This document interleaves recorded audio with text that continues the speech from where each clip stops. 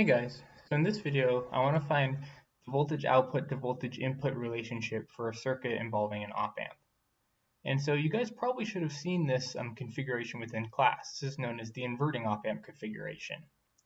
And Dr. Johnson probably first showed you the expanded model version of an op-amp, right, which includes diodes and a lot of other components, and is just very complex. Oh, well, no, sorry. The diodes are actually how these guys are constructed when you use integrated circuits. You probably showed you it's a current source, if I remember correctly. It's a current source model. But anyway, as you can tell, I don't remember what that model is because it's unimportant. What you really need to remember are two simple rules. First off, when we're solving one of these problems, we can make the simplification that the current going into both terminals is zero. So the current going into the negative terminal and the current going into the positive terminal are both zero.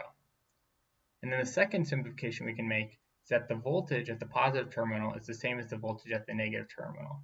And so since the positive terminal is at ground potential, thus this point here and this entire node is also at ground potential. So we know right here is at 0 volts. And so this is all we need to actually solve the problem. If you notice here, we have Vin and 0 volts, and there's a resistor in between. So we have a potential difference and a resistor. This means that a current has to be flowing through this resistor. And furthermore, since this current cannot flow into the op-amp, it must flow through R2 completely. And thus we can solve for a second voltage drop through R2 in order to figure out V out and how it corresponds to Vin. So let's go ahead and do that. So I'm going to solve for the current flowing through R1, and that's just a simple use of Ohm's law. So the current flowing through R1 is equal to Vn minus 0 volts all over R1. Okay, and so I'm going to define the current to be running this way. As makes sense, right? Because current flows from high potential to low potential. And so now we know that this I through R1 is going to flow through R2. And I think finding this voltage is the most important part of solving this problem. Why? It's because this voltage here introduces the negative sign to the input-output relationship. So if you guys remember, this is the inverting op-amp configuration, which means the scaling factor that that's determined by R1 and R2 has a negative sign in front of it. And we actually get it when we solve for the voltage over R2. And we get this negative sign because it's a voltage drop. Remember, we're going in the direction of current. And so if you go across a resistor in the direction of current flow, you consider that a voltage drop. And so we have a drop from 0 volts, so we must be going into negative voltage range. And that's where that negative sign comes in. So anyway, let's go ahead and solve for that. So we can figure out what the voltage drop across R2 is, right? And that's just, again, another use of Ohm's law. So V over R2 is equal to R2 times I of R1. And then if we want to solve for V out, it's equal to 0 volts, and then it's minus the voltage drop across R2. Okay, so then let's plug in some stuff. So that should be equal to Vn times R2 over R1. Then we put the negative sign in there. So then we get V out is equal to minus Vn times R2 over R1. And so that's expected from what you guys have seen in class, and it's just a quick little review of remembering the two basic rules. No current flows into the terminals, and then the terminals must be at equipotential, and so any nodes connected to those terminals thus also lie at the same voltage. Okay, so pretty simple.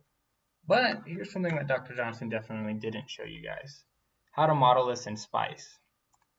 So as you can see here, I've basically done the circuit, but I've had to add in a few extra components in order to get it to work correctly. So as you can see here, this is the op-amp symbol, and there's a few different op-amp symbols you guys can use, but what I'm using here is universal op-amp 2.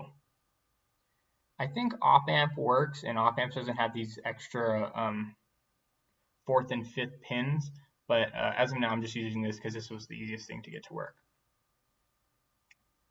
So anyway, you can see here we have a voltage source, and we have our two resistors, R2 and R1, and we have our op amp.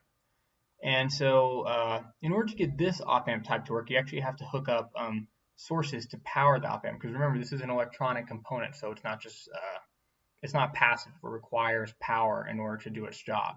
And so you need to supply negative X volts and positive X volts, and the voltage that you apply here has to be much larger than the voltage you expect to get out at V out.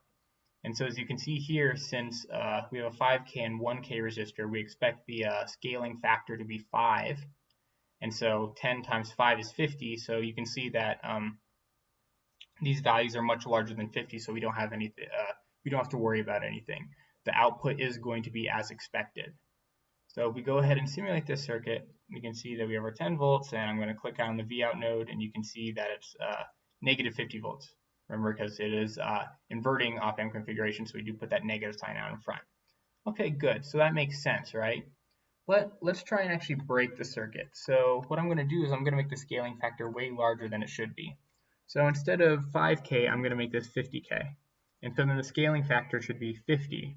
And so we're going to do 50 times 10, which is 500. And if you notice, that's larger than what we're applying to the rails of the op amp, as it's called. So if I go ahead and resimulate this, you do this, you can see we get approximately negative 100 volts. So this is a real-world design consideration. Whatever your input signal is, it cannot stretch further than the rail voltage that you apply to your op amp. So in this case, we said, okay, we want 10 volts and we want to boost it to 500 volts, but our maximum voltage we can ever achieve is 100 volts, and so we get that on output. So if you guys don't use the universal op amp here with the positive and negative rails, and you just use the one with the 3 pins, you don't have to worry about this ever. It'll just pretend like there's infinite rail voltage here, so it can do whatever you need. But anyway, it's just kind of a real-world design consideration.